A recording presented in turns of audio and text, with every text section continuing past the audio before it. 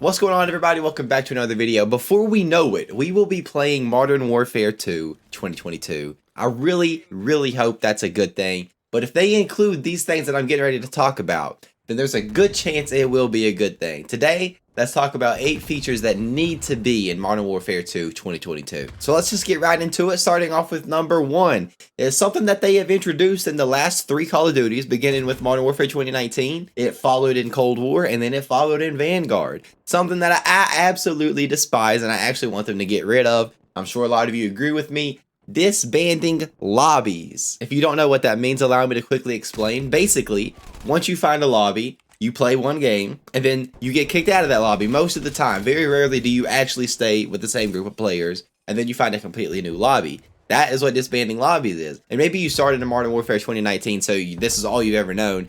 In the older days, not even that, it wasn't even that long ago, but you did not get kicked out of the lobby. Once you found a lobby, you played with each other until you left or everybody else in the lobby left. And it made it so much more competitive. I mean, my OG Call of Duty fans, how many times do you remember finding that guy and you guys just keep killing each other, going back and forth, and you're just having a lot of fun and it's getting really competitive, and you keep playing against each other to see who's better, and it's just the competitiveness. They just kind of ripped that from us, and I'm honestly not sure why they did it. Maybe they had a reason, but I'm sure I could speak for a lot of people when I say I would love to see this come back. We really do need it. But Modern Warfare 2019, I'm looking at you. It's your fault it's gone. I'm looking at you. Number 2 is another feature that has been ripped from us. That is map voting. Now, this was also taken out in Modern Warfare 2019. You're not looking good right now. I'm gonna be honest with you guys. I did not like that game at all. I really dislike it, but we're not here to talk about Call of Duty opinions. We're just, talking about 8 features that need to be in it. But map voting actually came back in Cold War. And then with the newest release, Vanguard, they took it back out. I'm not totally sure what the thought process is behind that. Maybe they have a good reason. I don't know. But I just don't understand why they took it out. For example, on Cold War, the bad maps that everyone knows is Cartel and Miami, and in my opinion, it's Satellite, but I know some people like that. And I rarely ever play those maps because everybody votes against them. Now, daggone it, Activision, this is a democracy. We want our democracy back, not this dictatorship. You telling me what I have to play on. Bring it back. This is a democracy. But to be honest, this one isn't a make or break for me. If they don't have map voting, I'm not going to be like, oh my God, I'm never playing this game.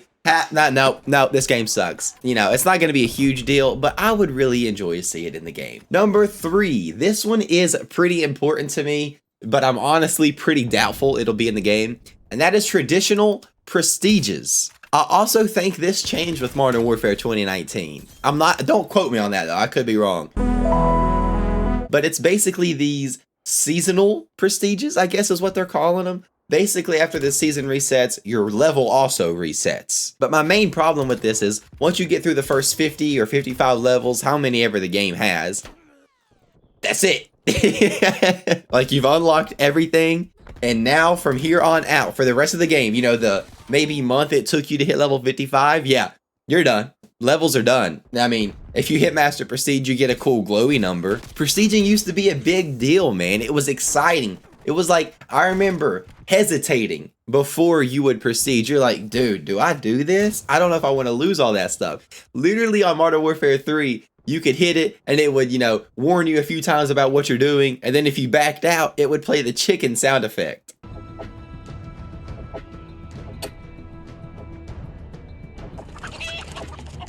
Like, it used to be a pretty big deal, and it just made things more fun. It kept you engaged in the game longer, and I think that's a reason people lose their interest so fast in Call of Duty nowadays. Coming in at number 4, we have the attachment system, and with Vanguard, you are allowed to put up to 10 attachments on your gun. So you can imagine the crazy builds people are building right now in that game. In my opinion, it shouldn't go over 5 attachments, and let me explain. I think anything over 5 attachments just completely overcomplicates the game, especially for newer players or people that just don't play the game a lot. They don't have this time to figure out the 10 best attachments on their gun, and most of the time they're just going to be going to look up a YouTube video anyways. So I don't think 10 attachments should be in the game. At most 5. It's not super complex, but it's still a good enough attachments that you can make different variations of a gun several different builds can be good. But you know, if I'm developing the game, I'm taking it way back when you put like 1 or 2 attachments on the gun. But hey, that's just me.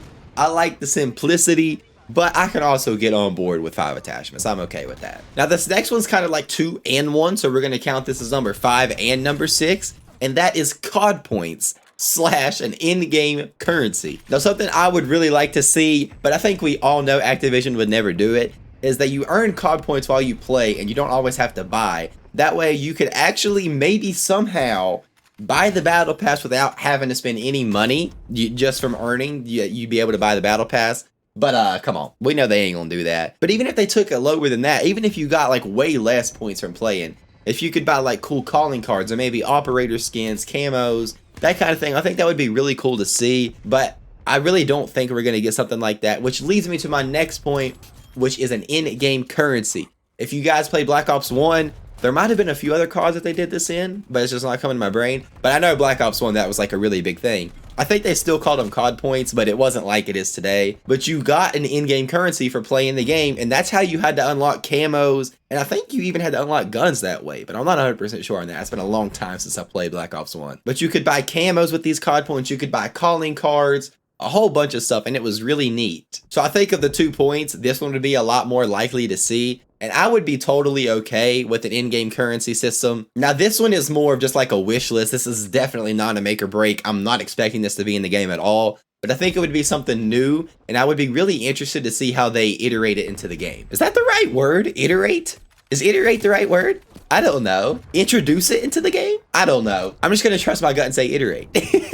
Coming in at number 7, this is one of my favorite ones, and this is Pro Perks. I have always loved this feature. It was in Modern Warfare 2, was in MW3, it might have been in Ghosts, but I'm not sure. I know it was in MW2 and MW3, but basically, once you did a certain amount of challenges on a perk, you got a pro version. In my mind, if I'm using the same perk a lot, I think I should be able to get an upgraded version of that perk. I think it's something really cool and something we have not seen in a long time, so please bring it back. Coming in at number 8 is one I'm actually really excited to see, and there might have even been a leak about this coming. Maybe that's why I'm so optimistic about it being in the game. But that is the Specialist Package, and if you don't know what that is, I will explain it to you. I got you. Instead of kill streaks, you get perks when you get kills, and you get to completely set this up on your own. So let's say at 3 kills I have it to where I get Scavenger. At 5 kills I have it set to where I don't show up on the UAV. That kind of thing, and you can completely set these. So you get the 3 perks that you already start out with on the class. And then as you get kills, you get 3 more perks. But this is the best part. You ready for this?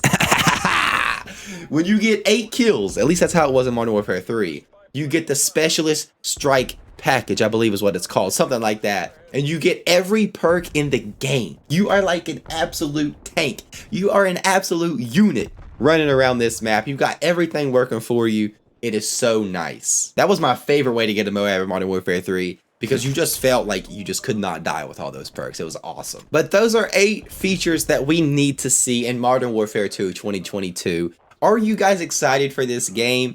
I know lately, you know, over the last few years, I've been trying not to get my hopes up for new Call of Duties, but Call of Duty holds such a special place in my heart. It's so hard for me not to get excited when a new one comes out. You know, as Vanguard came closer to coming out and they were leaking new things, I was getting really excited, and they just straight broke my heart. I was so disappointed in this last game.